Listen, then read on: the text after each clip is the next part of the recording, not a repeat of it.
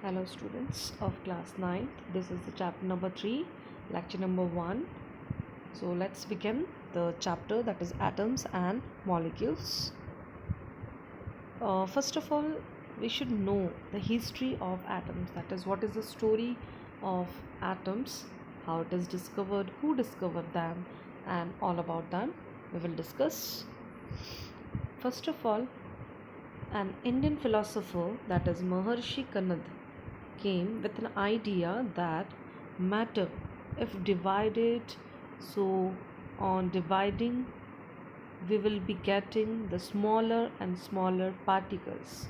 And after dividing the particles, one stage will come, then at the time, further division will not be possible. That means you cannot divide the matter into more smaller particles. So that is called as the smallest particles, and he named that as Parmanu. So this was the name given by Maharishi Kanad. After that, another Indian philosopher came, that is Pakura Katyanam. He told that if you go on dividing the matter, that is, you are getting the Parmanu, this Parmanu never exists in free state, it is always found in combined form. So, this was the statement given by Pakura. After him, the Greek philosophers, that is, two Greek philosophers came, that is, Democritus and Leucippus. He told that if you divide the matter and if you go on dividing it, a stage will come when further division is not possible. That is, the particles remain indivisible. So that is, he named that indivisible particles as atoms. So what is the difference? Pakura and Katyanan said that, and Maharshi Kanad said that that is called as Parmanu, whereas the Greek philosophers told that the Parmanu is actually your atoms. Now, let us discuss that these ideas were not backed up by many experimental pieces of evidence until Antony L. Lavoisier provided two laws of chemical combinations. And he is very well known as a father of modern chemistry.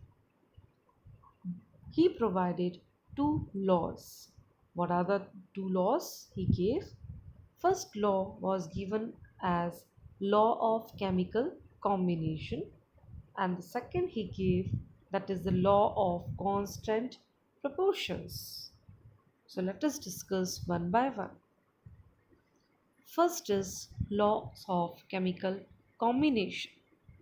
This law is known as law of conservation of mass, and this states that mass can neither be created nor be destroyed in a chemical reaction.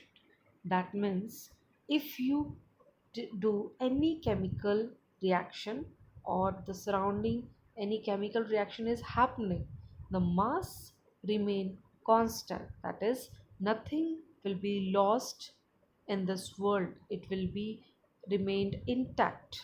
The mass will remain consumed, or we can say it will be intact, it will not change. This means that a chemical reaction will be having the sum of masses of the reactant equal to sum of products in the reaction, and that will be unchanged. This is very important. Now, how we know that this will be happening or this has actually happened? Let us perform one activity. This activity is also given in the NCERT book. You can follow there. In this activity, what we have done, we have taken sodium sulfate solution in a conical flask.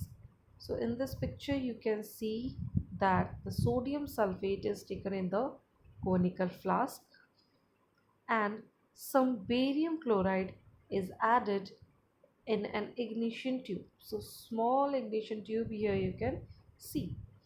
Now this whole conical flask is actually covered with the cork so that nothing can be lost or gained during the chemical reaction. That means nothing, we do not want any interruptions of any foreign particles to come in the conical flask or go outside any flask. So we have kept the cork closed. Now we will just weigh the conical flask. We will just take the weighing or weight of this conical flask before the reaction starts. That means before the mixing of this Na2SO4, that is sodium sulfate, and barium chloride, we will be taking the weighing of this conical flask. Now what we will do, we will just note down the reading in a copy. After that we will be starting the reaction. How? By just tilting this ignition tube downwards so that the barium chloride and the sodium sulfate will be mixed, and we will be getting the barium sulfate, that is the white precipitate in an NaCl solution. That means a reaction has been occurred. How we know?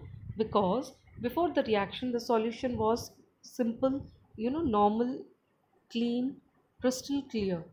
And when we added this, or when we tilt this ignition tube, then what we observe, that small particles are observed at the bottom of the conical flask, that is showing that something has been changed in the chemical reaction. But again now we will take the weighing of this conical flask in which the reaction happened. Now do you know what will happen? You will be getting the same result before the reaction. Why? Because in this chemical reaction which has happened, the mass is not changed.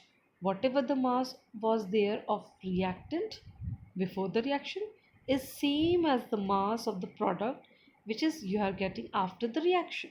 So that is why the the weighing machine is showing the same, weighing or same amount of the substance or conical flask which is there in the conical flask. Okay, so this was the simple activity to show the or to prove the law of conservation of mass. I hope it is very understood and clear to you. Now we will be learning about the law of constant proportion.